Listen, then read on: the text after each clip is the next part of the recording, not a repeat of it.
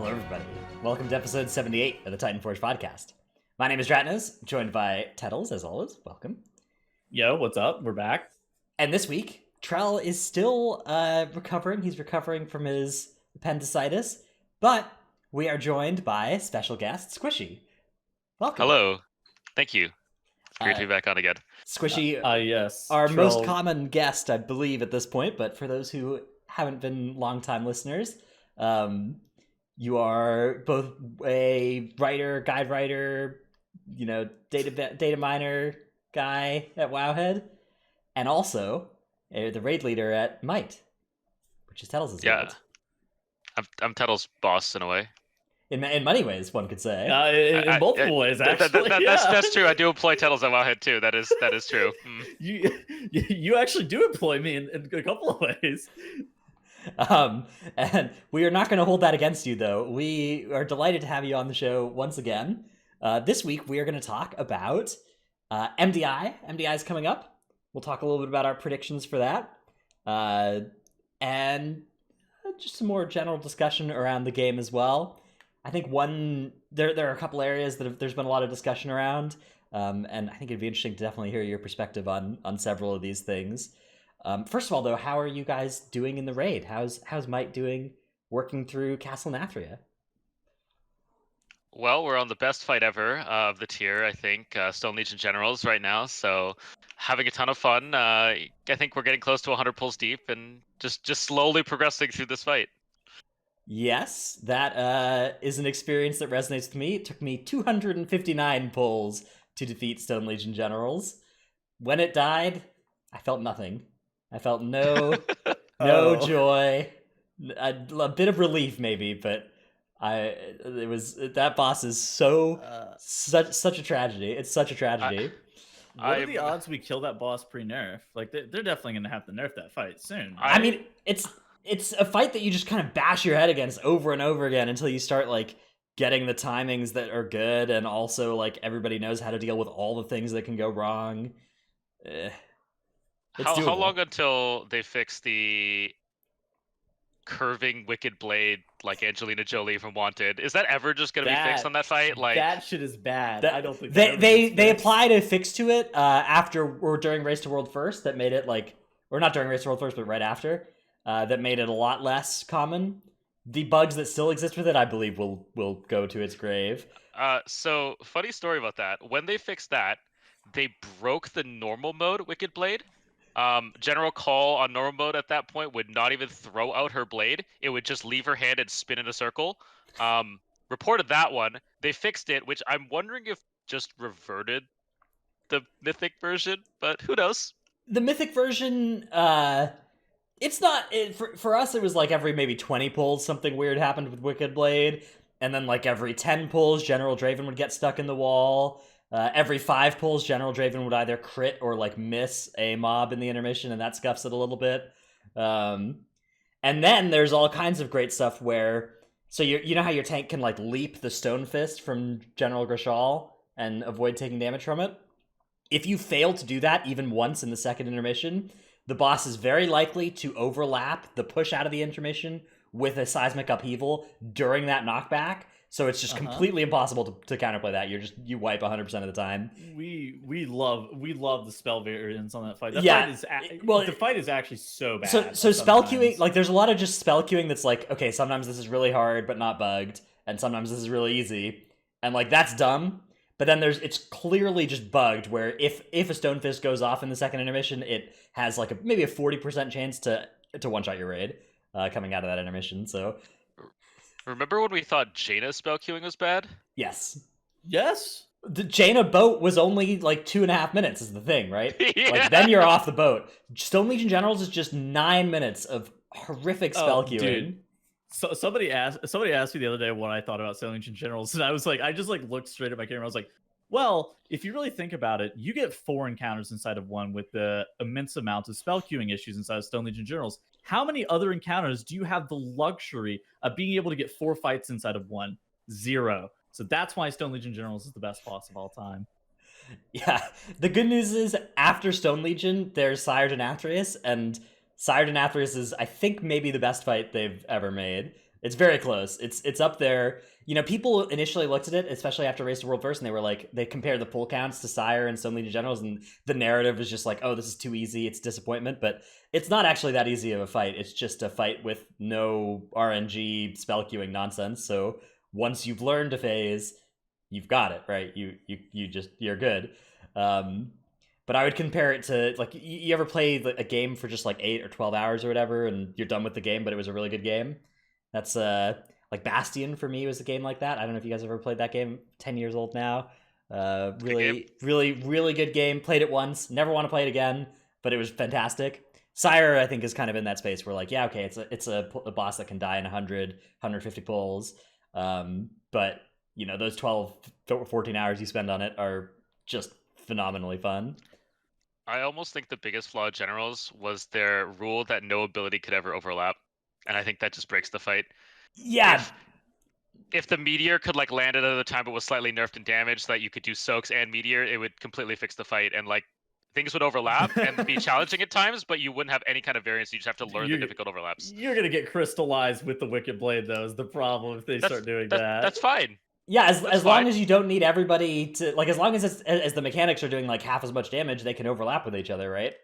And then you just have to learn the difficult overlaps like any other fight. Whereas now you just have like 5 abilities that are queued up because the boss can't cast 2 things at once, and you're just like, it could be any one of these, and yeah. The difference between like getting a Goliath leap on somebody who's just started dodging their seismic upheaval and like getting a Goliath leap when the boss is doing a tank mechanic is night and day.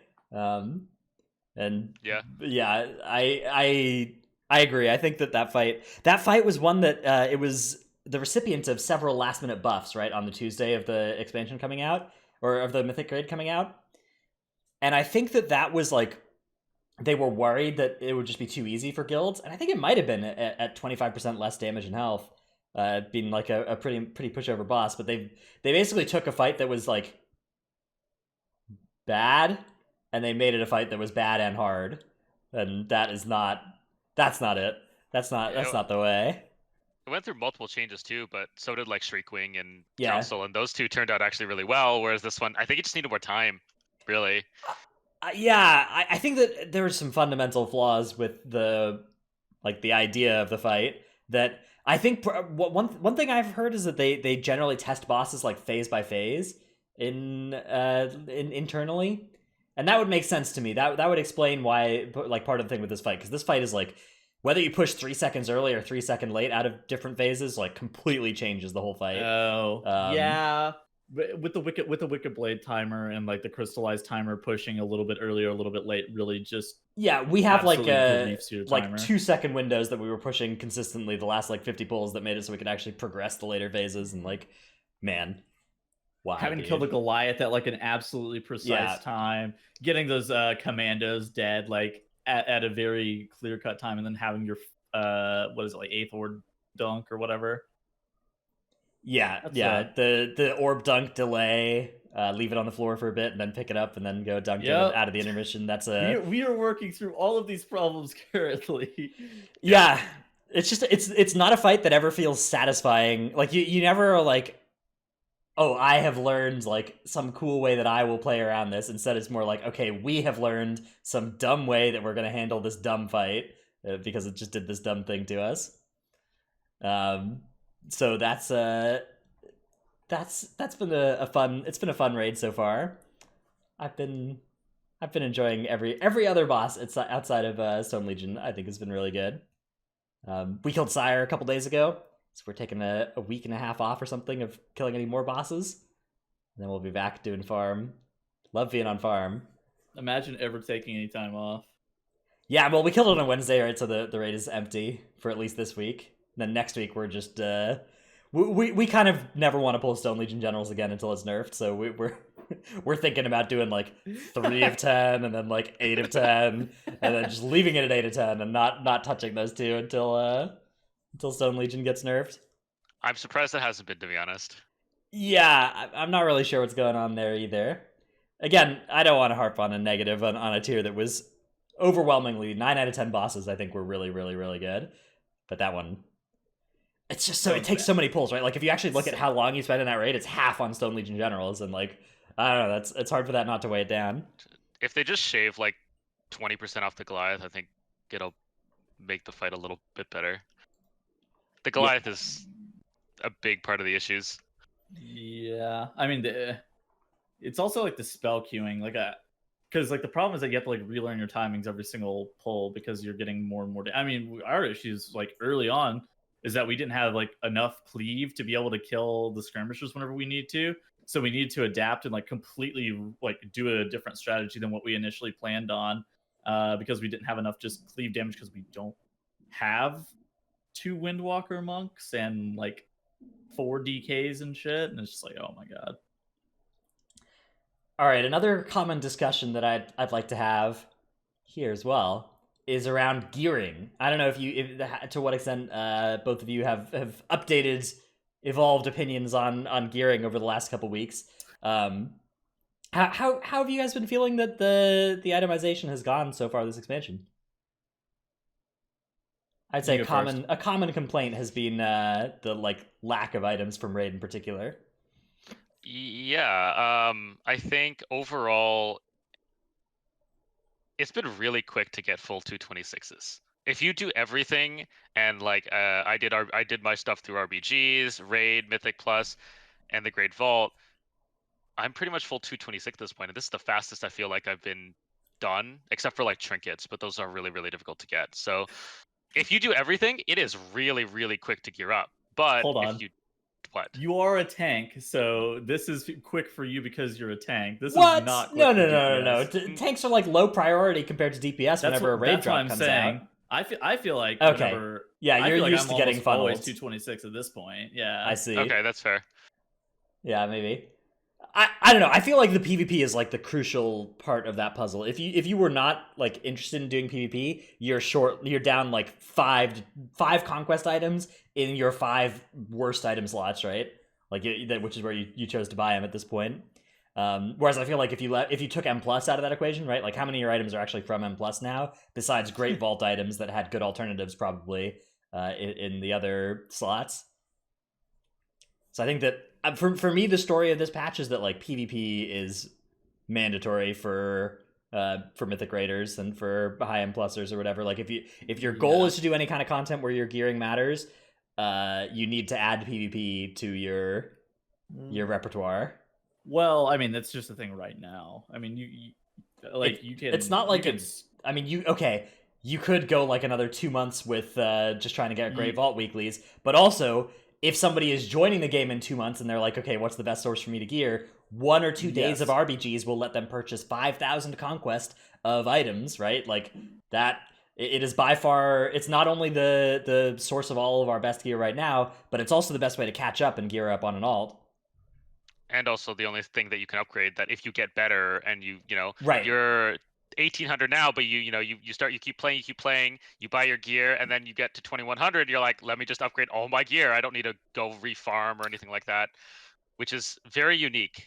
Nowhere else in the game can you really do that. So I'm starting to level a character on EU to do like a pugging series where I'm doing like trying to get Keystone Masters without any help. And I sat there and I was thinking like, how the fuck am I get 200 item level? And I'm just like, I'm going to have to grind arena, aren't I? Well, I mean, 200 eye level, you can just do daily first one of the day, epic BG, and random battleground, and those you just buy conquest items at 200 unrated. But like getting to 200 item level, then I'll be able to like get into mythic dungeons, at least in some capacity, and be able to like farm some gear through that. But to be able to get to the point where I'm at 200 item level, I'm sitting there like, how the hell am I supposed to do this by myself? And I'm like, oh, I have to PvP. I don't really have another choice. I would say that 200 is a lot more attainable now that Renown is caught up as well, because you can just like buy it all with Anima after you finish your Covenant campaign. You get 197s in like all your slots. That wasn't true for the last like 4 weeks. For the last 4 weeks, there was a huge disparity between that, but now like the unrated PvP honor gear and the Anima gear are both 197, which I believe is good. I think that they should maybe do that earlier in the patch cycle next time. Yeah, I agree. But yeah, I mean, I agree. I think that the PvP gearing is really good right now, and I think that several of the characteristics of it should be imported over to Raid and or M+. The characteristic of like there's that conquest bar that's built up. So if you miss a couple weeks and you come back, you can pick up a lot of the value that you missed over those weeks. I think that's the kind of thing that would be really cool to see in some capacity through like a currency from Raid and M+. And also, like Squishei identified, the ability to like, you do a Mythic +7 and you get a good item, and then a couple weeks later you're farming 15s. If you could upgrade that +7 item to a +15 item by virtue of doing that, in the same way that you can upgrade your item you got at 1400 all the way up to 233 at 2300 or 2400, right? If you Do eventually you want to get pull there. up Squishy's article that compares and contrasts all of the different? Sure. Do you want to link it gearing sources? in the doc? Yeah, I'll link it in chat. It's Okay, definitely an chat. interesting article to like look at all the differences and discrepancies between the two, because you would also see PvPers complaining about PvEers like being in their games being like they described it as like geared, but these guys were wearing literally like 210 item level gear. Yeah. It wasn't even like that insane at the time. Obviously, this is kind of mellowed out a little bit though. I think the issue is that if you only really want to do your form of content, it is not good. Like if you just raid, you're getting what on average like just over one piece a week, including your Great Vault. PvPers are getting like 0.7 or something a week, and then Mythic Plusers can't get 226s outside of the Great Vault a week. So everybody is just kind of like really upset because they feel like they're getting nothing from their content. They have to increase their chances by doing other pieces of content to, and then PvP just happens to be the best because it's a really good fill-in slot. I think that it is good that like the conclusion here, the best way to gear in Shadowlands is to do all the content. I think that's how it should be, and that's how it's always been, right? It's always been true that you were better off by doing all the content, right? Even in BFA, you would get a PvP box and PvP end of match items. You get M+ items, and like one thing about BFA was that the opportunity cost of doing the other stuff was higher, right? Because like anytime you weren't an M+, you could be getting M+ Titanforge items, and so like the argument of I should spend 5 hours doing PvP was a little bit less clear that was better than spending 5 hours doing M+. But this expansion, it's clearly the case that you should do the PvP at least on your characters, and you should do M+ if there's any 210s that would still be upgrades for you, and all that. It does make sense. I just think that like you said, those players, if you did want to do just one thing, I feel like you were so far behind for so long, where like you'll catch up in like a couple months once you've gotten enough Great Vaults, but I don't think it's possible to be like even close to competitive until that time, right? It's hard to catch up unless you actually through. I have several characters that are doing this, right? That are doing like a weekly key, and like so in a couple months they're going to be all 226s from Great Vault in all slots, and like that's going to be fine. But that's not really a gearing strategy. That's just like a alt strategy. Yeah. It's arena or bust right now, especially for deterministic gear, because that's the only catch up, and it's deterministic, right? That's basically all there is for acquiring high quality and high item level pieces. If you only care about getting 210s though, which I mean you shouldn't, but if you only care about getting 210s, then yeah, you can just like spam run 15s. But yeah, I mean I think that's a good niche for M+, right? The M+ is like a good way to spend the first 2 weeks, and that's its niche is that where it is best is those first 2 weeks, and like PvP maybe where it's best is those deterministic slots, and then Raid has like the theoretical best items, the most 233s and stuff. I think that makes sense. I just think that like kind of the balance is tilted a little bit too much in favor. Like I think that there should be some element of those things that each form of content isn't the best at as well. And similarly, I think that PvP only gear, it's in a fine place right now, but for the first couple weeks, PvP only gearers were sitting with 184 items in most of their slots, and that I also think that shouldn't be the case. I think that the kind of okay, maybe if you wanted 210s in all your pieces, farmably that's M+, but if you just want 200s in all your off pieces, that could drop end of match, right? Random pieces could drop end of match at 200. There's also the unique thing of 233 weapons. I mean, yeah. Trill from Limit got a 233 weapon from his very first box, and like they hadn't even entered Mythic yet. I didn't realize that was the thing. The amount of 233 comparing the amount of 233 like sire weapons that are in the world versus 233 elite weapons, it is a very big discrepancy right now for sure. For sure. But on the other hand, long term, if you raid, you can get the Sire weapon, 2 armor slots, 2 trinkets at 233. Whereas you could only get the weapons from PvP. So I actually think that it's kind of cool that is like that. Should there be a way to get it for Mythic Plus? Should there be a 233 thing for Mythic Plus? Yeah, maybe like I don't know, like if there's an achievement for like timing all the 18s and that lets you get like a 233 cloak or something. That kind of, What if it was from Keystone Master? I feel like I feel like M Plus has like weird bars set for it, right? Like you get the title and the mount at Keystone Conqueror and Keystone Master, but like if you actually look at the item level rewards from M Plus, plus 14s and plus 15s are way less achievable for the average player than like 1400 in PvP, right? But if you do 1400 in PvP, you're getting 207 items, right? 1600 in PvP, you're getting 213 items. Well, that's out of the vault. No, that's just with conquest purchase, right? Oh, yeah, okay. Yeah. I see exactly. Whereas if you're doing like the comparable level to like 1400 in PvP is the first breakpoint, the first point above unranked, right? Yes. Your Elo or your MMR literally starts at 1500, right? So just by winning and losing an even amount of games over 10 or 15 games or whatever, you'll get up there 20 games. Whereas an M plus, to get comparable items, right, to get those 207s, you need to be doing plus 13, plus 14 keys, right? And that's a lot more of a small slice of the player base right now. You do get the Great Vault items at higher item level. That's the thing.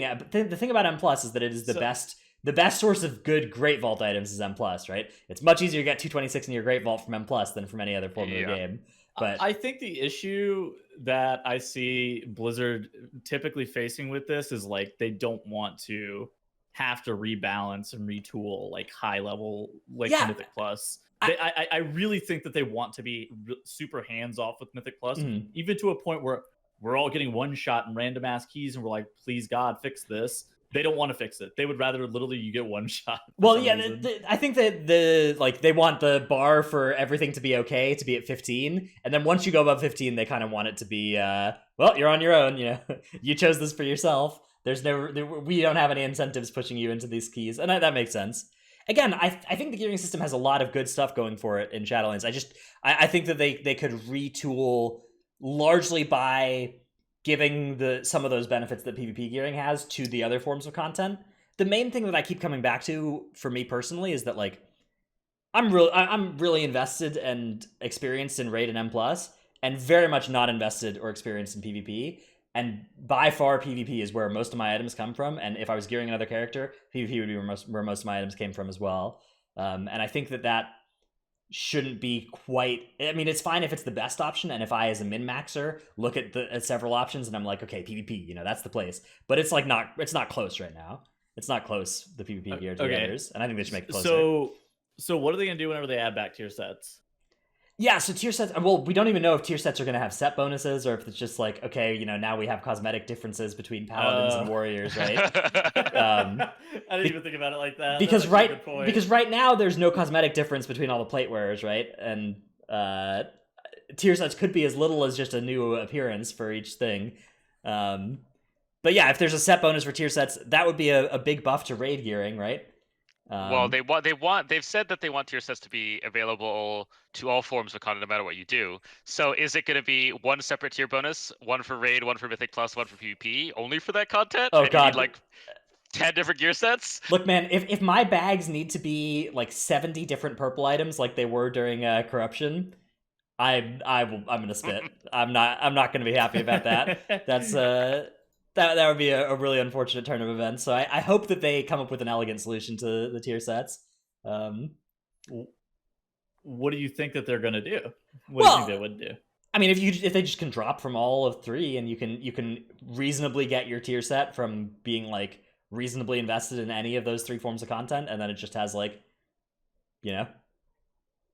generically good cool tier set effects for your spec. And it's one tier set? Yeah. I don't know. I feel like that's the I'm best. gonna have to. best What you're saying, whenever you say that aloud, means that I'm going to have to arena again next season, so I can buy a hat, a back piece, pants, and hands. Well, the tier. What if the tier set was like there's like a tier set currency, so it was like time gated in a shared fashion across all three forms of content, right? You could buy one tier set a week, whether you M plus, or one tier item a week, whether you M plus, raid, PvP, or all three, right? There's like a cap, a weekly cap on how much you could get. That kind of thing could make it so you didn't feel obligated to go do all three. On the other hand, my Blizzard Entertainment would not do that, but maybe. Well, doing all three is already better is the thing, right? Like I don't have a problem with doing all three being the best. I just have a problem with doing all three being like more than 3 times better than doing any one by itself, which it feels like it is right now. What if it can only roll randomly on pieces and can drop from the Great Vault, and there's like 54 of different versions of them? Okay. We can call it corruption tier sets. I like this idea, yeah. So when do the horrific visions come in? Oh, that would be Dratnus' content there. Well, yeah. Hold on, you have to go into Torghast to upgrade them. Okay, you just set foot in Torghast, and you just see a sanity bar, and you have like 3 minutes to clear all through floor 6 that run, or else you're depleted. Or you can't get an upgrade for that whole week. You're just like rushing through Torghast. You're like, ah. And you only have a limited number of attempts that week. You can't get any more. Yeah, dude, those disconnects. I cannot overstate how many people came into my chat and like hated the game for the fact that they disconnected in one of their horrific visions that patch. Which, like, I understand. I mean, it was bad. It was rough. That shit sucked. They kind of fixed it with Torghast, but it honestly, like, when the first few weeks of Torghast, I was always like, oh yeah, you only lost like 3 floors or whatever. Now with Twisting Corridors, it's like, oh, you lost 16 floors in 1.5 hours of your life when you disconnected? Well, wait, it took you guys an hour and a half to clear one layer? Not me, but like it's a common amount of time for the higher layers for a lot of people. Okay, I don't know. I guess Moonkin's fucking stupid sometimes.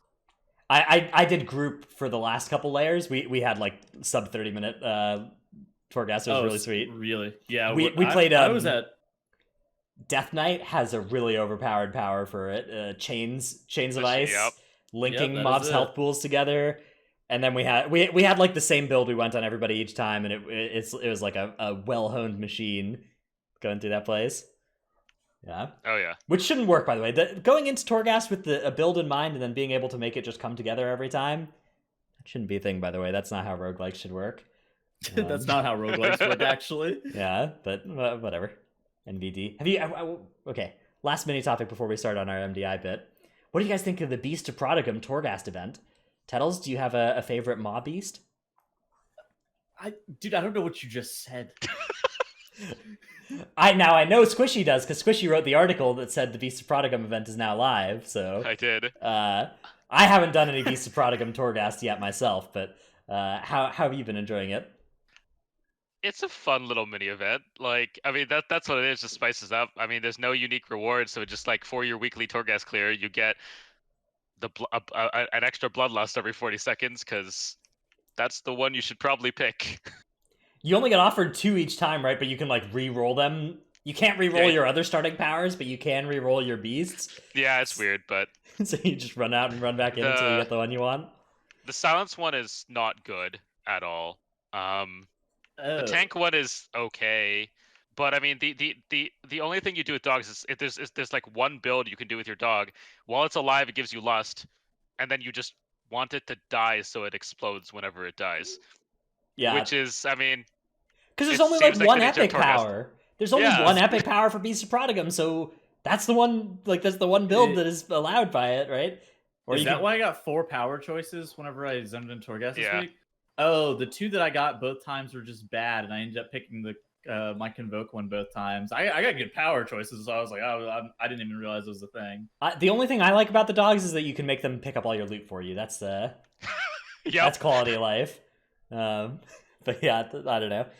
I feel like there's the treasure goblin thing too, which is kind of cool. It's just like a nice little reference to Diablo treasure goblins. But other than that, it's a nice cool thing for your weekly Torghast. But it's not like, the next special event in a month, are people really going to seek out and be like really excited to run it if there's nothing special? Because I feel like most people have their Soul Ash at that point. Yeah, I'm kind of interested in having a stockpile of Soul Ash and crafting like all the legendaries I might want, but I still can't. I can't bring myself to go there again. I don't know. Uh, I just like I guess I'll just do it when I need the item. I have a couple thousand Soul Ash on my guys. There's not going to be anything urgent, but it's a shame. I don't know. I love roguelikes. I love I've sunk a lot of time into various different roguelikes. I love World of Warcraft. I've sunk a lot of time into like Horrific Visions even. But Torghast just not scratching that itch. Yeah, the one build, and if you don't get it, it just kind of just feels bad, and you kind of do no damage. So it's yeah, kinda... there's like no creativity really with what you're doing in there. Besides, like there are a couple of specs that have like 2 power combos that you need to know about, and then you can like be sure to pick them or higher than you otherwise would. Yeah. And then it's like neither difficult nor like a cakewalk, right? It's neither like it doesn't feel rewarding. yeah, is the it's not biggest like problem for engaging me. difficulty or anything. It's not like there's like cool stuff to dodge. For the most part, the mechanics are just like, okay, this thing has a lot of health and damage. Like, is your build OP enough? Yeah, and I mean, if you fail, you just feel like you wasted time, and it's not like you don't feel like you did anything right or wrong. You just feel like you got a bad build. I much preferred the Horrific Visions fights themselves, because like each of the wing bosses in Horrific Visions like had actual mechanics that were going on, where there's like a lot of dodging or interrupts or stuff, and like some of those were some of them were pretty dumb. They got old reasonably quick, but like I enjoyed fighting Thrall every time because like he had like 5 mechanics that he did, but all the wing bosses in Torghast were there. It's like, all right, you either you blow them interrupt up this or you dodge this one thing, and then like it does a lot of throughput on you, and good luck. I don't know. I think it's dumb. Yeah, I think. I mean, I assume you played Hades. Yeah, Hades is my favorite game of the last couple of years for sure. I was just thinking, like, imagine if you could like get powers from the different covenants, borrow covenants powers. Like, you could have all 4 covenant abilities if like for your class. That's already built into the game. Just let you have fun with it. And I mean, I said at the beginning for Torghast, I find it a little weird that they're tuning Torghast when it's just kind of like a sandbox that is just kind of just go wild. Yeah. So it's a really tough challenge they've put for themselves, because there's kind of like there needs to be enough powers for every spec class combo and every covenant class combo, right? There needs to be like enough powers. Yeah.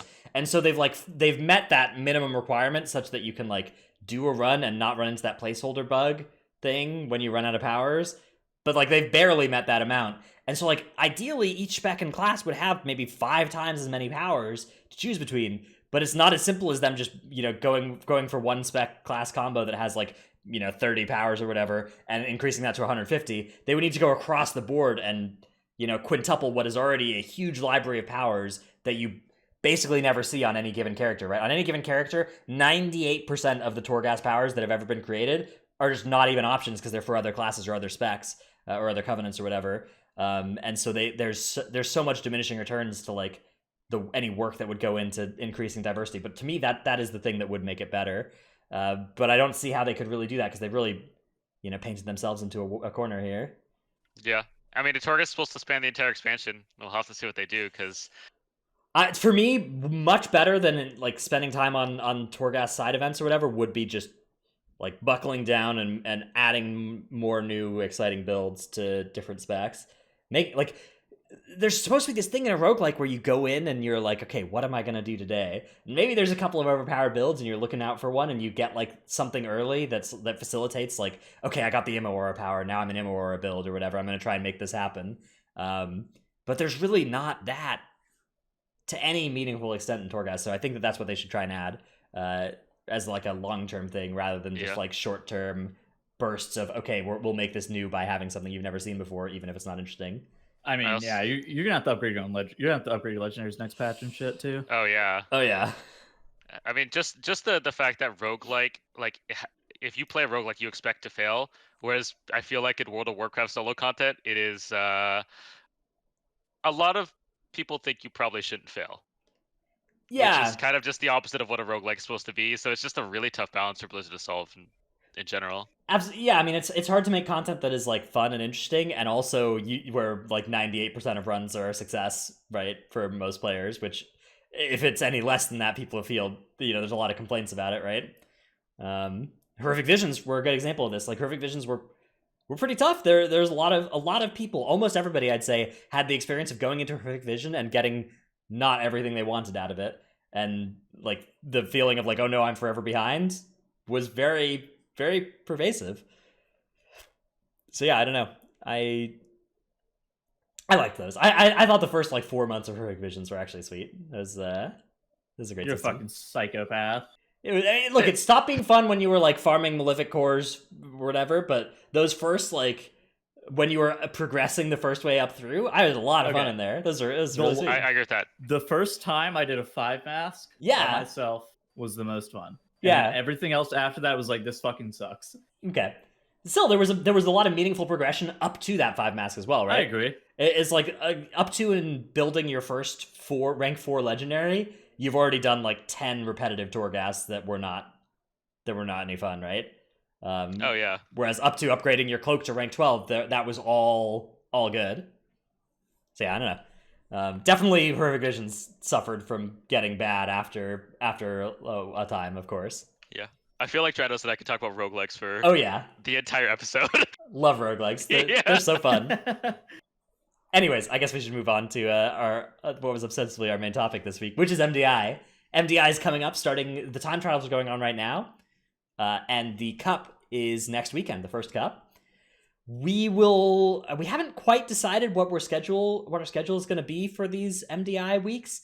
Unlike last season, it wasn't every week, right? This season it's like 1 week on, 1 week off, and this weekend is like the AWC weekend, which I've been enjoying the AWC. I've been watching that, but I've been watching the shit out of AWC too. Yeah, that's kind of sweet. I honestly, I've been appreciating YouTube more and more now that the Twitch like purple screen that's like, oh hey, an ad should be playing right now. It is nice that YouTube does not have that. I've been enjoying the YouTube stream God for that actually. For that.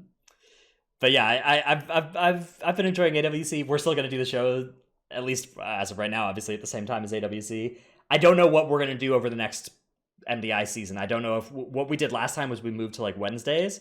We're talking about it. We'll talk with Trell about it more. We'll see what we want to do. So if you're interested in knowing when our next show is going to be, we're not actually 100% sure of when that'll be, but it'll be in the next 10 days at some point.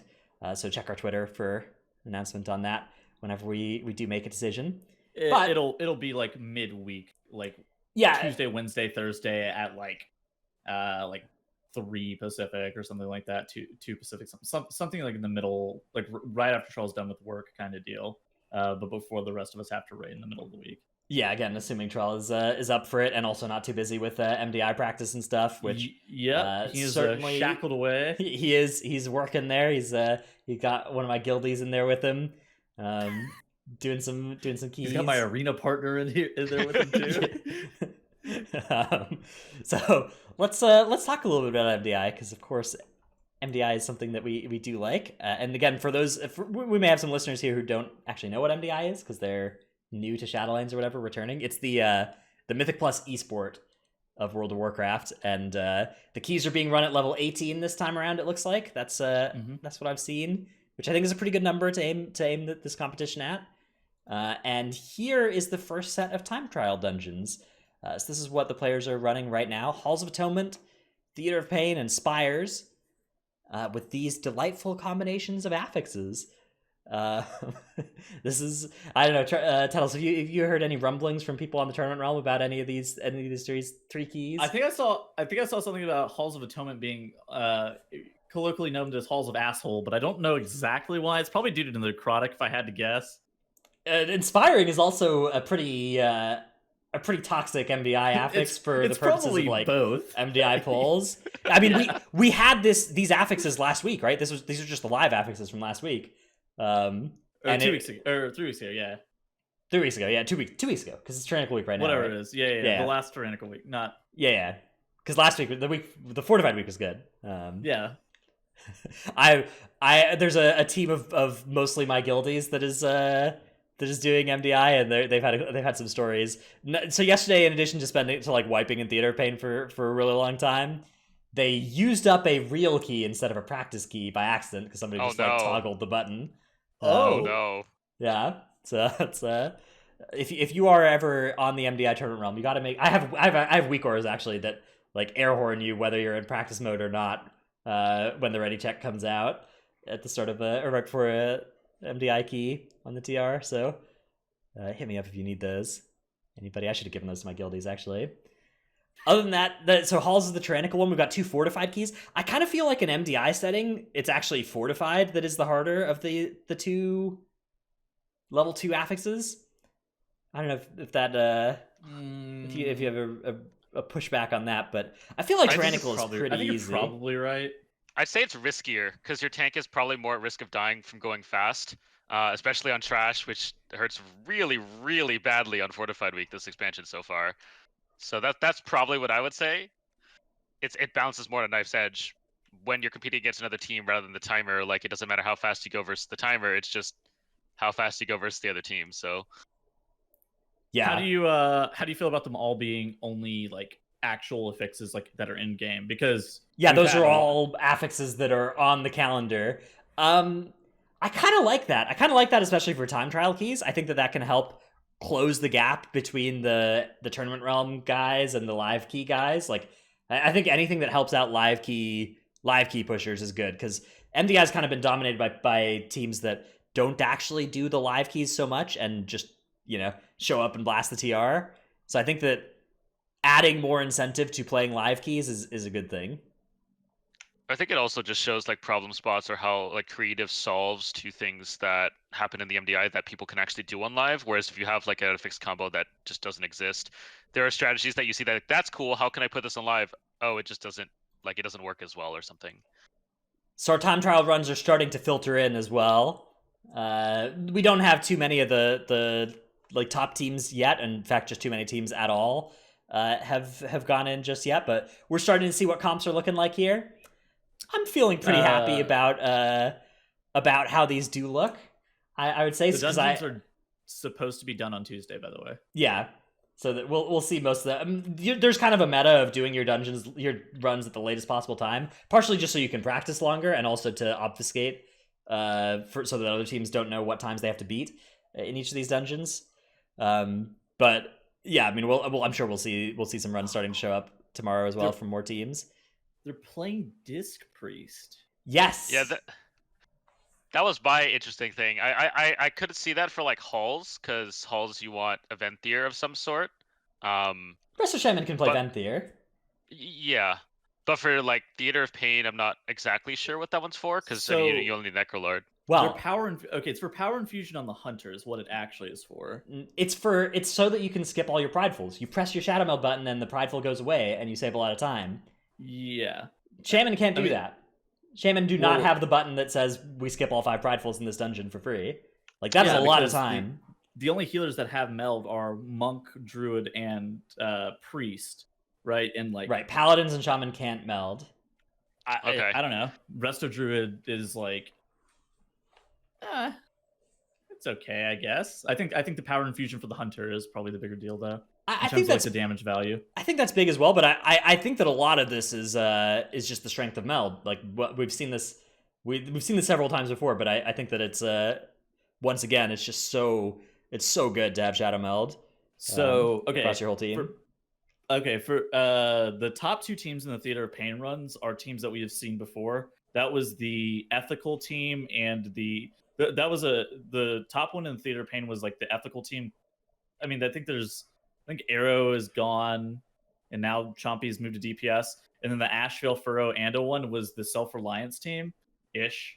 Yeah. So both of those teams are actually competitive. So we can look at their comp too and try to get like more of a gauge of what people are going to be running a lot as well, I think. Yeah, so in the DPS slots for Theater, both these teams agreed on Windwalker, Fire Mage. And then in the Halls runs, we don't actually have the MDI veteran teams up there, but these teams have largely agreed on Balance Druid, Windwalker, as well as DPS comps there, which all of these runs so far have made me feel pretty good about my predictions. So I had a prediction article on Radar.io about MDI comps. My prediction was Vengeance tank, Resto Shaman or Disc Priest healer, and then 3 of these 4 DPS specs that we're seeing in these top 2 runs from each dungeon. So patting myself on the back a little bit so far. Hopefully that holds when the other teams get there. Of course, it is very early. What do you think about Unholy Death Knight? So Unholy is good. It's just it's dungeon specific where you're going to want it. I think there are more Windwalker dungeons than there are Unholy dungeons. Okay.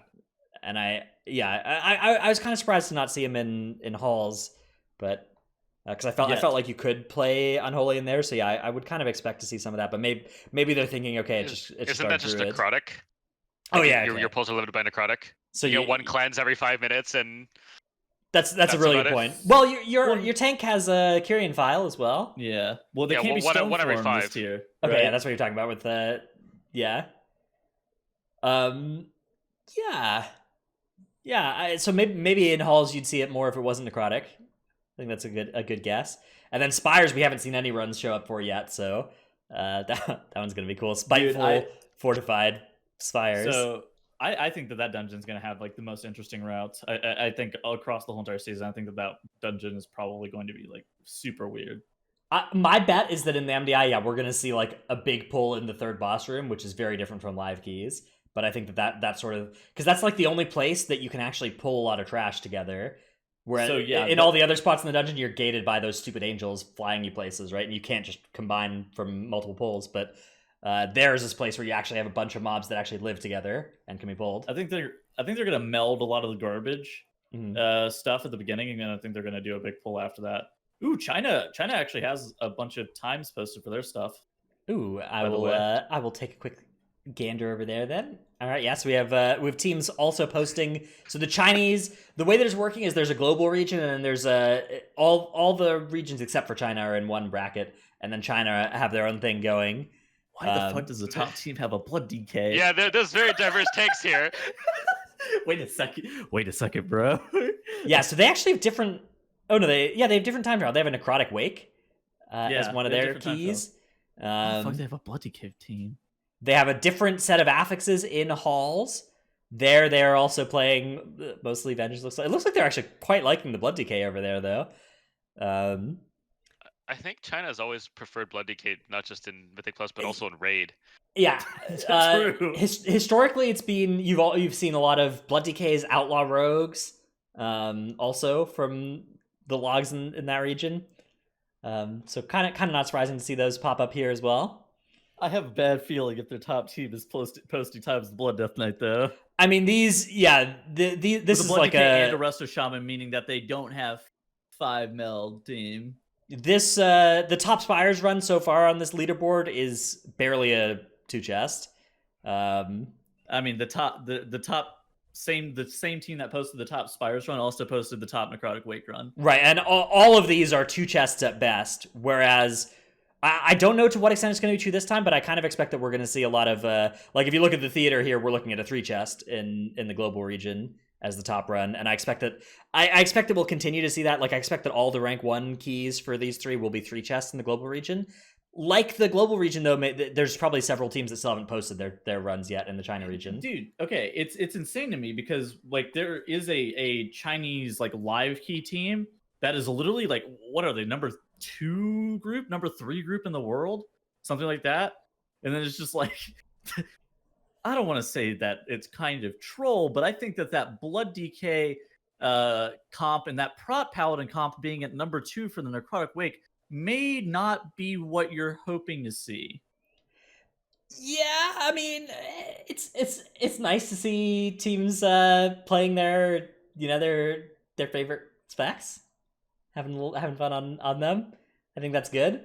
I think it's also part of it is like, if you're not in a region with a bunch of people playing the meta specs or whatever at the top, then you don't have to. You're a little bit less. If you're trying to compete with like Wunderbar or Golden Guardians in the global region, and you're not only playing like less hours and less experience and less mechanically skilled as them, but you're also playing worse specs than them, it can feel really bad. So there's a lot of pressure on the comp. Yeah. Okay. But if everybody in the region kind of agrees that that several top teams are just going to kind of YOLO it. I think that can be fine. All right, I just did some quick research into the live key scene, and the top Chinese team is basically at the exact same IO as the IQ mode group, the IQ mode Krona squad. They're both at 2,300, which, I mean, they're playing a Vengeance Demon Hunter on this team, right? They're playing, what are they playing? Vengeance Demon Hunter, Disc Priest, Fire Mage, Balance Druid, Outlaw Rogue. So they're playing like a really meta comp. There are a lot of people who like to do live keys that will not touch the MDI and vice versa as well, right? Like there's not too much. There's a different skill set. Yeah, it is a very different skill set. That's a good point. There's a lot of stuff that's transferable between the two. The best players often do both, but a lot of the best players in one form of content aren't too interested in doing it the other way as well. Anyways, of course, one big thing we didn't talk about when we were looking at these comps is there's a new rule that says you can't class stack anymore. So that is a vital piece of the puzzle here. If you're wondering why we're not seeing like Double Hunter, if you're wondering why we're not seeing Havoc Demon Hunter, Havoc Demon Hunter, you're not allowed to have one if you have Vengeance Demon Hunter. So that's the only reason. That's the only reason they're not showing up. It's otherwise, of course, we'd be playing it, but we're contractually not allowed to. Yeah, Shadow Priest. I guess probably not an MDI spec, but shout out Quad Windwalker from Legion. Yeah, Quad Windwalker one tank. That was the lead comp. That was the upper Karazhan. Any upper Karazhan enjoyers? Yes, that was that good shit. I played Havoc Demon Hunter there. I didn't elect to go with the fourth Windwalker spot. Dude, those are some simpler times in the MDI for sure. The MDI was a fucking fiesta, man. That was good shit. Yeah. All right, let's see. We'll talk a little bit more, I guess, about let's just finish out this discussion. Then we'll do tip of the week. Then we'll do the patrons. Then we'll do Q&A. I think that's the best order to do these. We got one more thing. Utility and dungeons. So let's do that now. Okay, and then we'll do tip of the week. Okay. And then I feel like that'll flow best. So, speaking of comps, one thing that all these comps are going to be looking for, particularly in the Venthyr dungeons, is a Venthyr, like you mentioned, Squishei. Basically, the way that it's working, if you look at these specs, is Kyrian and Fae are covered multiple times, right? You've got your tanks love being Kyrian, your Windwalkers love being Kyrian, your Hunters, your Boomkins, your Mages love being Fae, or Kyrian in the case of the Boomkins. Both of those are allowed right in the MDI titles. Yeah. So you can even go Venthyr in the MDI for Boomkin. Yeah, so the question starts to come down to, all right, do we want the Venthyr or Necrolord for those dungeons where they're allowed, and what's the best way to get it? And it turns out that, the healer, particularly the priests, they love playing Venthyr, the healer priests. The shaman can play either Necrolord or Venthyr, and they're pretty happy with either as well. So it looks to me like it's mostly just going to be your healer. And I think the thing is, in Theater of Pain, I don't know if this run had a Necrolord, this top run. I'm going to wager a guess at no. Because the priest, it's what, Unholy Nova or whatever? Unholy Nova, yeah. Yeah. It's not terrible from what I know, but... So maybe they told their healer to do that, but I think it's a lot lower impact, those like that movement speed and burst buff. Yeah, Windwalker has to play Weapons of Order, I would say, because of a lot of their AoE damage. Mage has to be Night Fae. Can Hunter play Death Chakram? I think the answer is probably not. No. Nope. No. All right. Hunter apparently cannot play Death Chakram. Your DH could play Necrolord. It's just a big damage loss, but you could. It's tanky is slight. It's roughly as tanky. I mean, the only big deal with the Vengeance playing it is like they lose threat, the ability to gen threat. Yeah, the Elysian Decree for Snap Threat is actually really big in keys. So my guess is that these teams are either not playing a Necrolord in the Necrolord dungeons, or they are making their priest do it.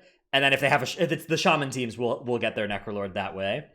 I mean, the banners in Theater are 10% verse, right? Yeah. Like, so it's 10% damage for 10 minutes each. Like, it's 5 minutes each, I think. Is it 5? I thought it was 10.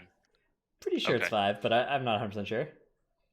Either way, it covers a significant portion of the dungeon, so it's like 10% more damage for however long. Like, is your priest going, a different covenant actually worth that? You're right. It's And probably worth them playing Necrolord. and I it's think movement speed too. So like you're Yes, running a lot in 5%. Theater of Pain. That was 10% too, but Oh, is it? I thought it was 10% movement speed for 5 minutes, but yeah, the numbers are all either 10s or 5s for all those values in the banner. So whatever. The banner is good. Is the point? Yeah. So you're right. They probably have their priest doing it. That would make sense to me. And then yeah, of course, if you're playing a shaman, you get that.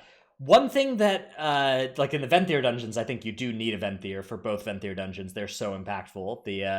The gargoyles and the lanterns both seem good, but the healers can just naturally play Venthyr very easily. So I think that's a very easy swap to do for them. Yeah, I agree. I definitely do agree with that. How about Bloodlust? Bloodlust is an effect that. So I think instead of trying to cover it in the MDI, I think we try to cover it in live keys now. Okay. Yeah. So I think MDI shit's gonna be just weird anyway, so we can circle back later. All right. So let's talk about let's do covenants then in live keys, because to what extent do you think it's feasible to do live key pushing without a member of a given covenant? probably up to like 20 is probably doable. I think that without a Necrolord is just fine. It's fine to just not have a Necrolord in your group. I think if you're trying to do actual key pushing without a Venthyr and Halls of Atonement, you're gonna feel it. And if it's rare that you'd be playing without a Fae, but if you don't have a Fae for the AoE stun and the other side, I think you're also gonna feel that pretty hard. Depends on what you're doing. I think it's really good for like the rage cast and the big Yeah. cast guy, but like in the other zones, I don't think it's too impactful. Like you can just replace it with something else. That's fair. I guess it depends a little bit on how you plan to use it, because you can pull like the 4-pack right before Hakar back onto it, and that makes that pack a lot faster and easier. For sure. How about you, Tuttles? Do you have thoughts on the Covenant bonuses and how important they're feeling? I think the Necrolord ones definitely seem to be the least important, just for live key pushing. But I do think at some point you're going to need, like the top runs, I think are going to have access to that Covenant. I mean, right now, a lot of the runs aren't gated by DPS damage. They're gated behind people doing really bad routes, and like they're gated behind like just not having deaths, because the top runs in the world currently have like 5 deaths on a lot of them as well, and they're playing like suboptimal routes. So like the routes will develop a little bit more as we see weeks go on, and so once those do start to get a little bit more solved, then the Covenant buffs will start to be more mandatory, I will say. But I don't know how the issue gets solved, especially since you're not as flexible. I think you just make your healer play whatever you're missing. Like again, you have a Kyrian and a Fae. Shamans? No, you just make your Resto Shaman play Venthyr. A lot of Resto Shaman are going Venthyr for keys. Well, then where are you gonna get the Necrolord? You don't. You don't? Yeah. Okay. He's like whatever. Don't I need think this. like you could probably do every dungeon without the Covenant buffs up to like 20. I'd probably say, with like good routing and good play. I think the Night Fae ones are probably the least impactful.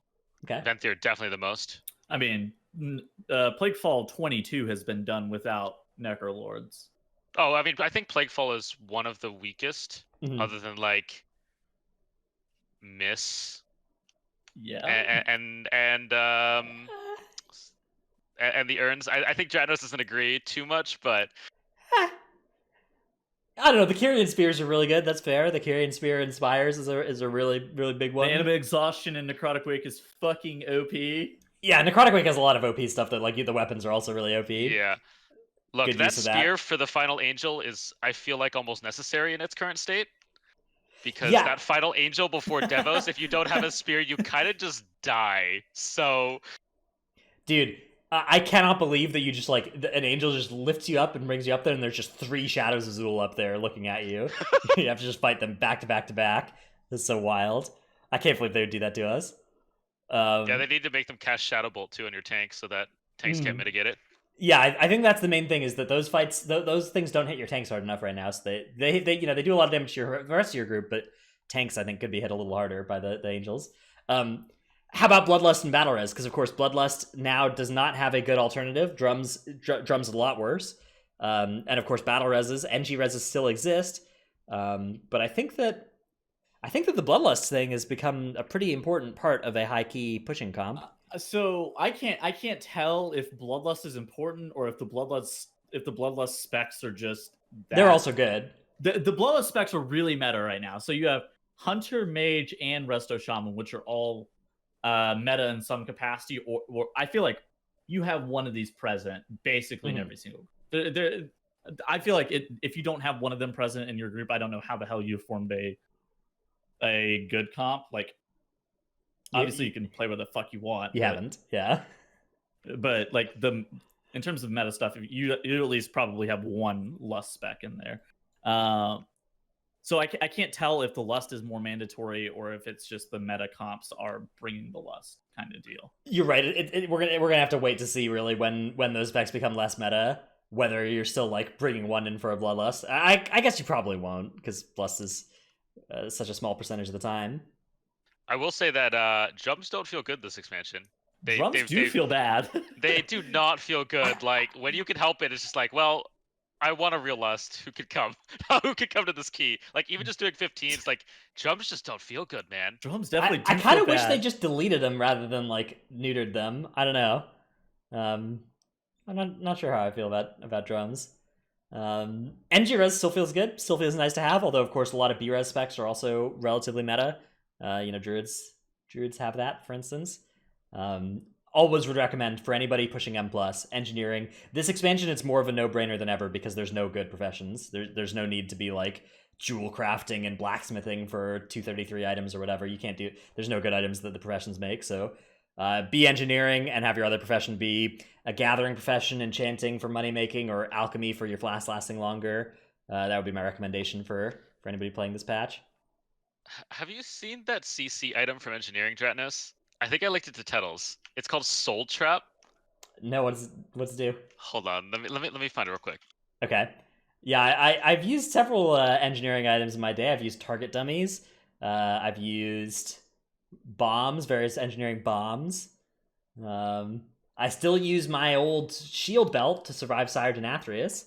That has saved me on several different pulls on that fight for a little 2,000 shield. All right, let's take a look at this Soul Trap thing.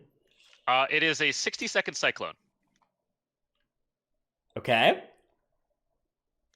I have no idea if there's any use. But I thought it was good. funny. Yeah, cyclone for 60 seconds. I mean, I feel like that would be pretty good. I bet that has utility. Like if the mob, especially if the mob can't be like backfired and stuff. Do love that this has a chance to backfire. That's that's always what you like to see on this sort of effect. Yeah. Yeah. But I was just like, it's a 60-second cyclone. Can apparently also be used in arena as an 8-second cyclone. What? That can be used in arena? According to the comments, I've never used it myself, but that's wild. He told me that, and I told him there's no way. There's no way, right? In arena. Yeah, somebody in the comments is saying this lasts 8 seconds versus enemy players.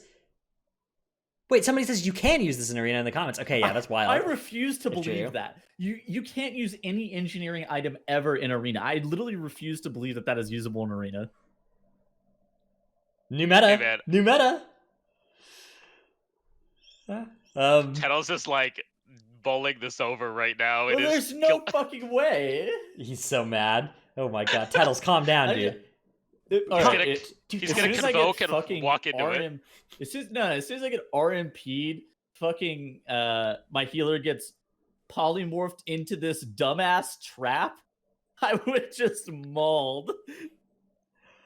Other than that, Disease Dispel, Plague Fall seems really, really valuable to get access to that utility when you can.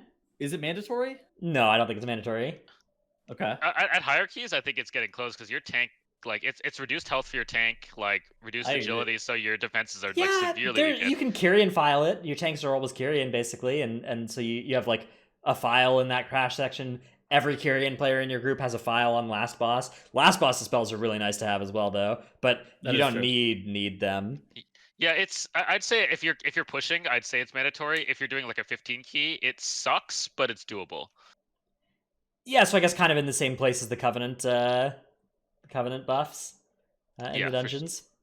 And then kicks, interrupt timings. One thing that's really nice, there's a lot of stuff that Shaman Kick covers, like the Spires mobs, the Goliaths. Goliath. Yeah, 12-second kick perfectly covers that. Whereas melee kick, you'd have to use 2 on that, and there's a lot of other stuff to kick in a lot of those pulls. Necrotic Wake, they can get every single... Oh god, which mob is it in the first the fear area? Is it the Fear Warriors, or is Is it the Suck, or is it the Flesh? The Shield? Ah, is it okay. the Shield? I thought it was the Flesh. I thought it was the Throw Flesh guy too. Interesting. Okay. I thought it was the Suck. Yeah, that's good. So that's definitely a big piece of utility that Resto Shaman is bringing right now. I don't know. I wouldn't describe this as why people are bringing Resto Shaman. Every time somebody's like comes in my chat and is like, "Why is Resto Shaman good?" People like start to just like list things that it does that is unique, including stuff like the short CD kick. But I don't think that really explains any of why people are playing Resto Shaman right now. It's like people are playing Resto Shaman because it does the most healing, and it had the shortest CD kick in BFA, and people didn't play it, right? Like that's it has the best throughput, and it has a utility suite that is compelling. Yeah, like it's nice that it has some utility, but the short CD kick stuff to me, that's making the best use of your Resto Shaman, but it's not like why the spec is seeing play, right? They also changed it to where a lot of their healing comes through Riptide, so they're able to just kind of like passively heal you up now too, as opposed to having to like hard cast heals over and over again. I think there's no coincidence that the Riptide, like the spec moving away from Chain Heal and into Riptide, has been good for an M+. Like that seems like a clear Chain Heal is pretty clear, not the thing that you want in M+. It's a lot of small things. I actually do agree with that. So circling back, what utility do you think is mandatory in dungeons right now? I mean, I think that we've kind of talked our way into how you can operate without any of these things in particular. I do think one thing that's like not a thing anymore is Shroud. Shroud is not it feels like Invis pots just do the whole job now. I was playing with Evade, and Evade goes, "Do not damage potion in this dungeon if you don't have a stealth already." He goes, "Do not press a damage potion." He goes, "I don't care." Yeah, I mean, I was like, I actually agree with that. I agree with that as well. The just having your Invis pot available is very big. You have Engineering Belt stealth as well. I would never use Engineering Belts as part of a plan. I would use it like if you die and need to get back to your group, because otherwise the chance of it backfiring across your whole group is very high. Somebody will get a backfire. Trell was saying that he has high level engineering and that the chance of it backfiring is a lot lower once you get over level 100 engineering, but I'm not 100% sure on any of that. I've heard that as well, where high engineering skill helps reduce the backfire rate, but I think it's still too high for comfort if you're trying to have the whole group use it. It's actually really high backfire rate, I think, but... Yeah, in the Wowhead comments for that thing, somebody said that like it's not just your engineering skill, but it's your other profession and your secondary profession's skills that factor into it, which I don't know if that's verified. Obviously, that's just a comment, but if true, that's dumb. Wowhead commenters are the smartest. Now, in the MDI, can you level your profession? In the MDI, you have engineering and blacksmithing. So you have. Is it maxed? You have the key unlocks. Is it maxed? I think it's maxed. Yeah, I think it just comes maxed. I don't know if they even have stealth belts in MDI. I know they have NG Res. They should. They should have stealth belt. I don't think they have. I think the only thing I heard from NG was Res, but yeah. I can't confirm that. I don't know. This is the kind of thing where they might change. They could potentially change their mind if people like petition them and were like, "Hey, this is something we do on live keys. Can we do it on the tournament realm?" They often try and make the tournament realm look like the live keys whenever possible. Yeah, I mean, if they said, "Yo, we really want this. This would be cool," and they'd be like, "Yeah, okay, whatever." All right, yeah. All in all, I think that the story with this utility is there's a lot of really good stuff you can do. A lot of the top groups are going to have most or all of these pieces of utility. You can work without them, though. As always, you can make it work. I think the Covenant buffs feel the most mandatory right now, especially in certain situations. Like, not every dungeon is mandatory. I feel like once you start getting really high, Venthyr Halls of Atonement is definitely the most egregious.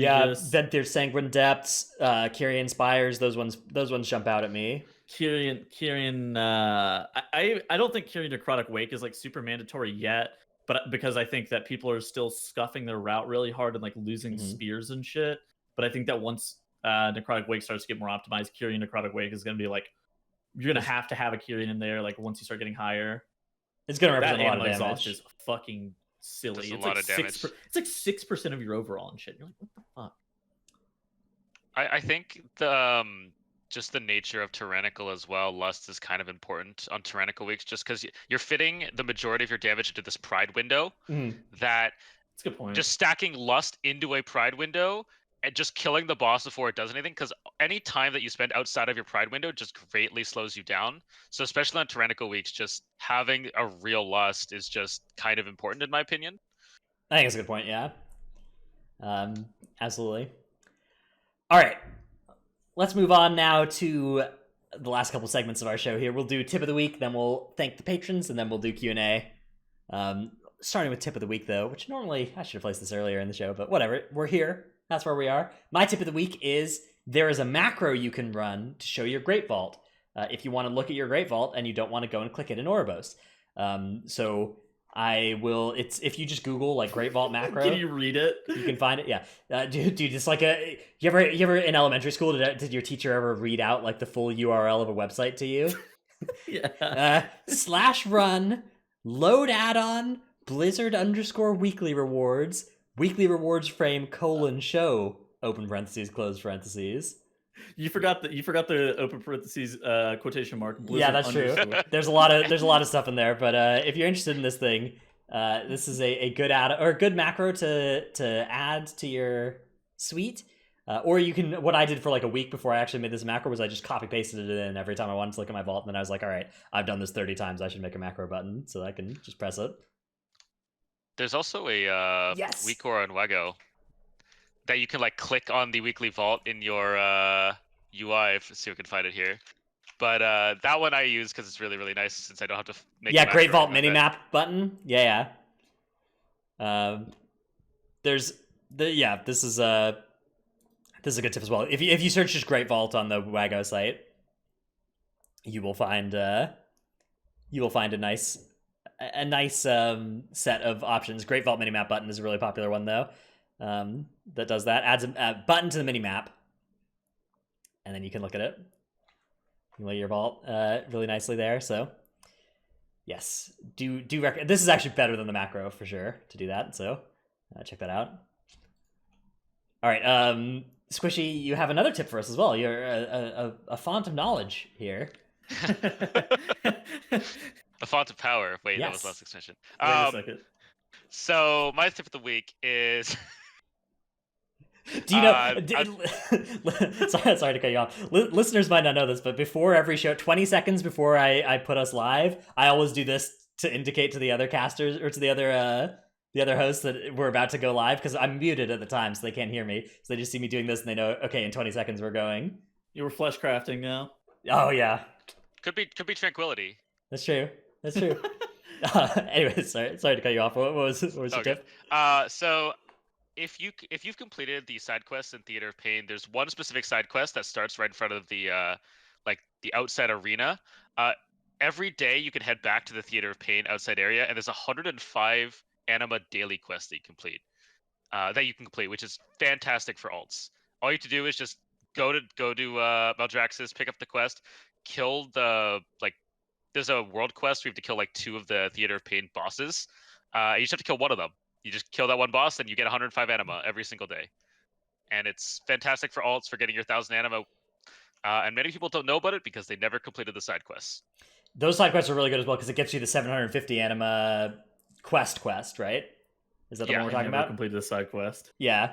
I don't know what you're talking about. I love finding those little sources of good anima as well, because you kind of do want a lot of anima this expansion if you actually want to build all your buildings. If you don't care about it, it's not a big deal. If you just want the weekly, honestly, even if you skip the weekly, it doesn't matter as well, because you just catch up next week on the same and just turn in the weekly on weeks where you actually care about hitting Covenant Cap that week, because that's where there's power for you. But this week, for instance, if you miss out on getting to 24 and you only get to 23 or 22, no big deal, right? You're just missing out on.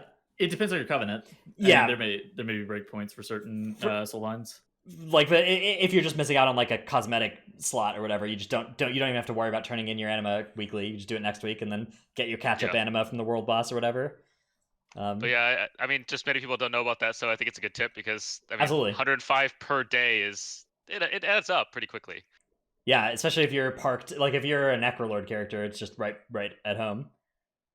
All right, Tettles, let us take a look at your clip of the week. Hang on, I have to set it up. All right, Ooh, this is from it's good tech. TTV Fired Up. I know what this is going to be actually. Yeah. This is really good tech. This is on this is the Plaguefall third boss.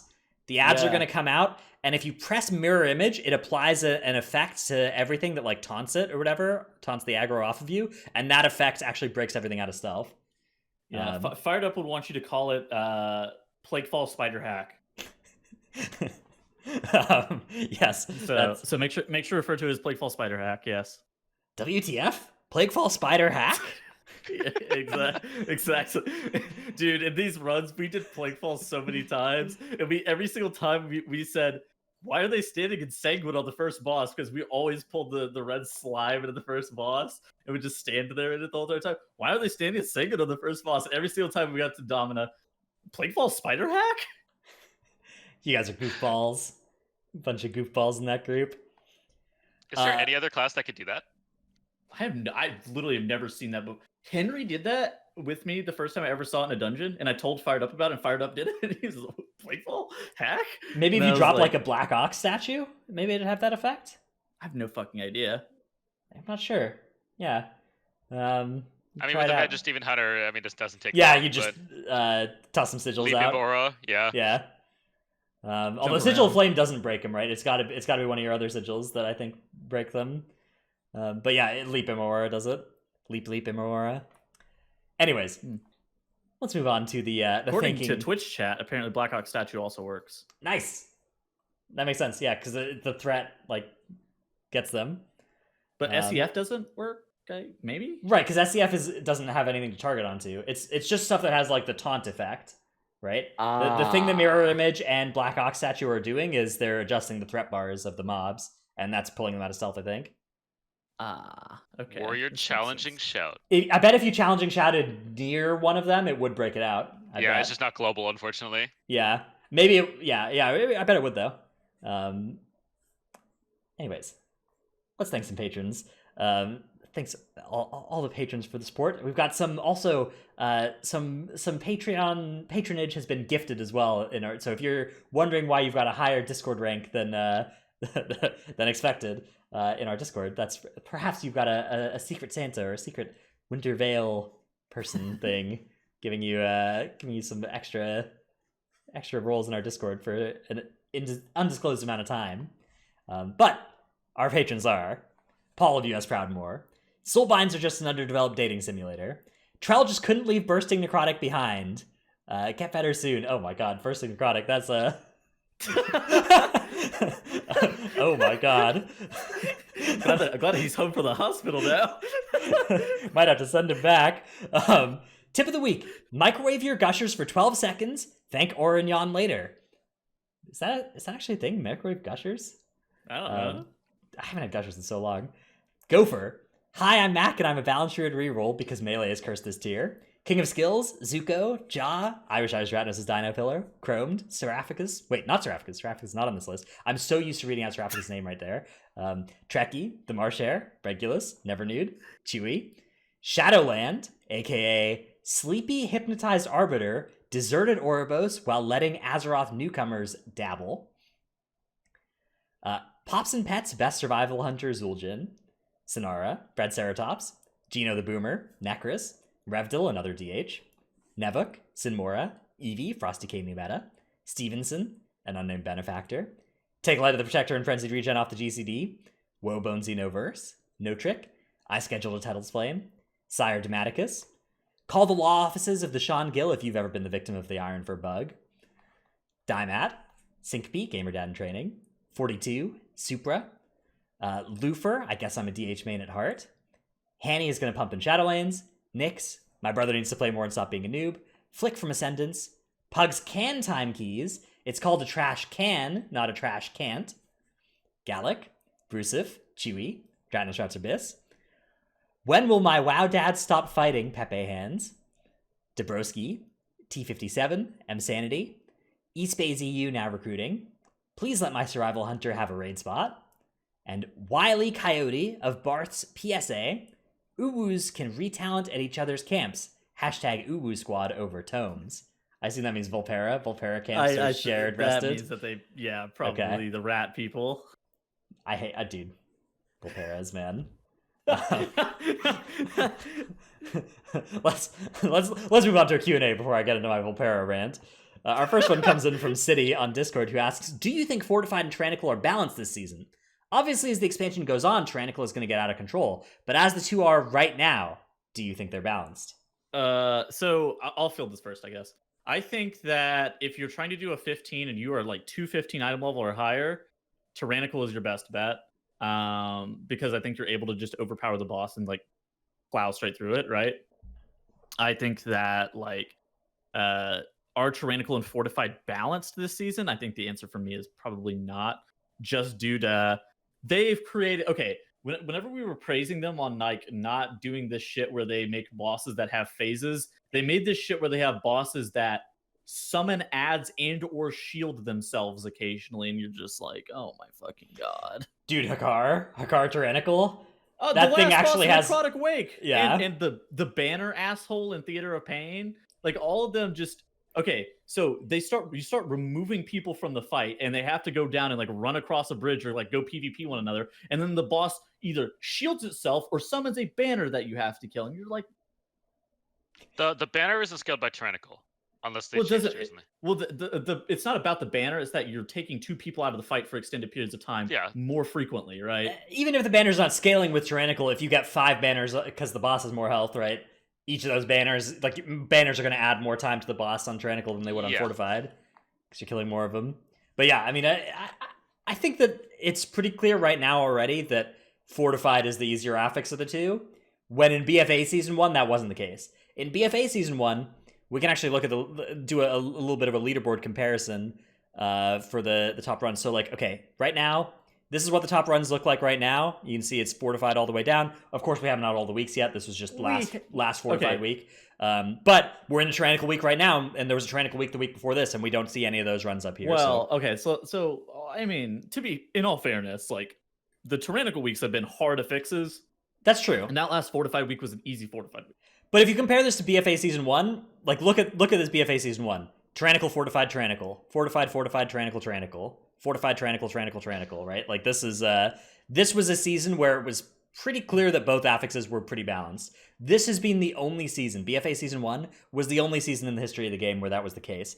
Every other season, if you look at them, it is Fortified all the way through, right? It's all Fortified all the way at the top, and I expect that this season will be like that as well. I personally think it's a two-part issue. One is that, I mean, like you said, but it's exaggerated in the later parts of the season of the expansion. But Tyrannical is a lot harder to do under geared. If you're trying to do a 15 where you're geared, it's generally not that bad. It's a little more chill on trash stuff like that, but you just overpower the bosses, so it doesn't matter. And Fortified, you kind of just blow through it. But especially with Prideful, and especially when pushing. I mentioned this earlier. The amount of time that you spend outside of Prideful is the biggest changer for whether, like, how much time you actually end up saving. So right now you're spending, 60 seconds, 50, 55 seconds inside Prideful. And if the boss is dead in that window, then it doesn't matter. But any time that you spend outside of it just means that the boss is going to take so much harder with less healing, less mana regen, that kind of stuff. And it's only going to get worse.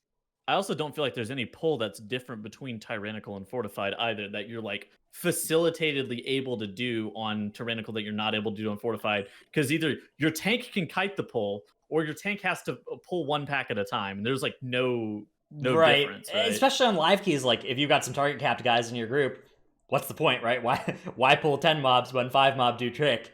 But I don't think that like an MDI we might see some more difference of it. Where like there's big Tyrannical trash pulls that are feasible and you actually get value out of it, but I don't know. Circling back though, I do think that like wherever you're like slightly over geared or like you are heavily geared, Tyrannical is an easier fix because you're able to still just blow straight through the boss, and then the trash is just like it just hits less hard. But there's like an equilibrium where like the bosses get. There's a point on Hakar where you go from Hakar taking 45 seconds to Hakar immediately takes a minute 45, and like there's no in between. And it's like that moment where you have to take that, like, those 2 extra blood barriers whenever the boss is like 25 and 15%, you're like, holy shit, I can't kill this fucking boss, dude. Yeah, you just kind of just lose all steam. All your cooldowns are down. You're like waiting for 2 minutes to come back up. You're like, please, God. Can we Your kill this warrior's before the like- next blood barrier? I don't fucking know if we can, man. Yeah, your warrior shattering throws to try and help do damage to absorb. You're like, need to break this thing. Yeah. Yeah, I think just Tyrannical in general, just especially for how the gearing changes, and many people are struggling to get above like 210. Tyrannical is just people are feeling the burn of Tyrannical just because trying to get through Tyrannical 15 or 14 every week is just it's tough to do that under Geared. Whereas Trash, you wipe, you come back, you killed 1 mob, you now have 3 mobs left, and you kill 1 mob and you have 2 mobs left, or you can CC it to make it easier or Right. something, right? Whereas bosses, you just say like progression, we're doing it, right? We're gonna get through this. But like if you're doing Plaguefall with Tyrannical and you wipe to any boss and you come back and now you're like short of Lust and a Pride and you're looking at it, you're just like, okay, we couldn't do this when we were twice as powerful as we are now. What dude, are we gonna I don't do? know. I don't know if you had this issue, but we had an issue where a group in our guild got walled on the 3rd boss of Necrotic Wake the first week, and it's like they ran out of prides and had to leave the fucking key kind of deal, and you're like, yes. Yeah, I agree. I think the Tyrannical, both for for weekly 15 guys and for high key pushing, is clearly harder than Fortified this season. I will say that the other thing is many Tyrannical ads don't scale with, or many ads on Tyrannical don't scale with Tyrannical now. Which is nice. which is good. Except they started adding them back recently. Droman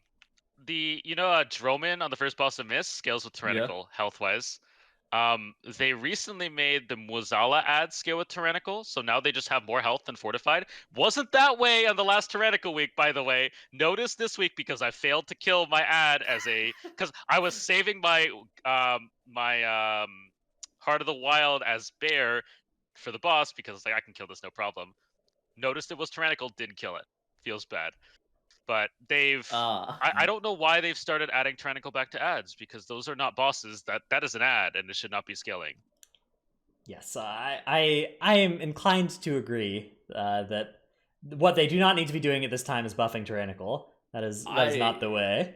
I don't think they know what they're doing with Tyrannical is the issue. Like they want to make the boss fights in dungeons feel more epic, but they end up making the dungeons feel just like not doable on certain levels where I don't know. The bosses in a couple of these dungeons are the breakpoints. Sanguine Depths, Necrotic Wake, I think, are the Plaguefall. I think is kind of close as well. Where like, I would agree. Yeah. Even the first boss of Mist, as easy as Mist is, that first boss adds 2 additional cycles on Tyrannical Week. Well, yeah, I mean that's time, but like I'm talking about like I like there are dungeons where you can get just walled on a boss. Right. The experience of like wiping over and over again to a boss is certainly a Shadowlands thing with a lot of these dungeons. Yeah, and it's like you take Tyrannical and then you just move that bar down like 2 key levels, and you're like, all right, now you can get walled on it at this level as opposed to this level prior. Mm-hmm. Like, great. All right, our last question comes from Durundala TV or Durundal TV. What are your thoughts on the stealth fix or removal of doing the 3rd boss before the 2nd in Sanguine Depths? I think that's reasonable for them to fix that. I think that's a pretty good change, especially since you could also get the shield, and there was also the weird shit. There's some weird stuff you could do in there. Yeah. So I think that them fixing that is fine. I think that them not going and making Tarvald and Crixus, which are the 2nd and 1st bosses, more reasonable is unacceptable in my mind. Especially, and also Call. How the fuck do you do Call on like a Disc Priest without running out of mana, man? Like I don't know what you're supposed to do about a couple, like 3 of those fights in that dungeon. Dude, you life grip the person out of the charge. Out of the room? Out of the charge when they're getting charged by Call. Oh, I'm talking about no. Oh, you're talking about the gauntlet? Yeah, the gauntlet. How do you not run out of mana in the gauntlet? All right, I'll get back to you on that one. I'll I don't have an answer to that. You just like sack yourself to the trash pack and then no. All right, what you do. Here's the tech. You create your root so you get your 100% pride mid gauntlets. You don't get it for the last boss, but you get full mana in the mid gauntlet. Okay, all right. I'm listening. Continue. I mean, I guess Yeah, because the only thing That was if it? you fight it at the right time, the only thing you're gonna get is bears onto your pride, right? And that bears are livable. They don't do too much. They only hurt your tank, and your tank is fine on pride. So I mean, that actually might be the strat. No, those aren't. They're not like Halls of Atonement bears that actually track. That's true. They're like AFK bears. Have you noticed? And speaking of that gauntlet, have you noticed that Call does her bleed in melee and then leaps away? That boss is bugged. Yeah, clearly that's not intended. Yes, I have noticed my entire group getting stacks of that bleed. Now, one thing that actually all three of us now have in common is we are used to General Call just randomly applying bleeds to our group from Stone Legion generals, so it's not a surprise when it happens in the dungeon as well. General Call might be the buggiest boss in multiple places in the game. I mean, you could pull Call to the third boss room. Man, that third boss room is getting a lot of bugs. But you used to be able to pull Call to that third boss room and she wouldn't run away. You just do the entire gauntlet there. No, wait, no, you still are. You're just not able to pull it. You don't pull it into the third boss room, Squishy. You pull it into the hallway, and then he won't run away. Ah, that's the tech. Is that you don't take him all the way into the boss room. You take him into the hallway. But like where the gargoyle is. yeah. Yes, that hallway where the gargoyle is. And the overseer and shit, you don't take him all the way. You just take him back most of the way. I didn't know that, but that's really funny. I see. Well, a great dungeon, a great mob, General Call. Honestly, General Call and General Grishal are two of my favorite NPCs, but my favorite NPC of this expansion has to be General Draven. Getting stuck in the wall on that fight, not being able to get to path to his targets, but being friendly, so I can't actually take out my wrath on him by attacking him with abilities. That's my favorite one. We love our commandos getting delayed, so we have to deal with that crystallize every time. Oh yeah. Anyways, on that note, I think that'll be about the end of our show this week. We will be back in an undisclosed time at some point soonish with the next show. But of course, MDI this time next weekend. So tune in there, youtube.com/Warcraft. Thanks so much for joining us, Squishy. Is there any shout outs, any plugs you want to do for where people can find you? Wowhead.com. I do a lot of work on Wowhead, articles and things, and I have a Twitter that I should really be using more that I absolutely do not. Okay. Sounds like Dranos' Twitter. Fair enough. Dude, I just post memes. All I do is, every couple weeks I have a good idea for a meme and I tweet it. That's all I do. Anyways, that's the end of our show. Bye, everybody.